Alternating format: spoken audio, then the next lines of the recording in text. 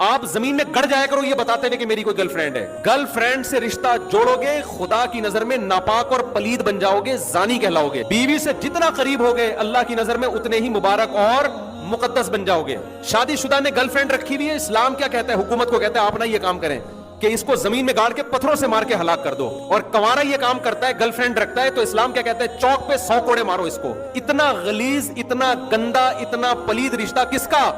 Girlfriend और boyfriend का। गैर मुस्लिमों में फखर है, पूछते हैं आपकी कोई गर्लफ्रेंड है तो उसको ये तोहफा दें। आप जमीन में गड़ जाया करो ये बताते हुए कि मेरी कोई गर्लफ्रेंड है। नहीं आ रही मेरा हाल बात समझ में?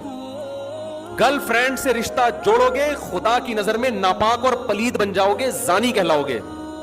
बीवी से जितना करीब हो गए अल्लाह की नजर में उतने ही मुबारक और मुकद्दस बन जाओगे। समझते हो? बीवी से मोहब्बत पे सवाब है।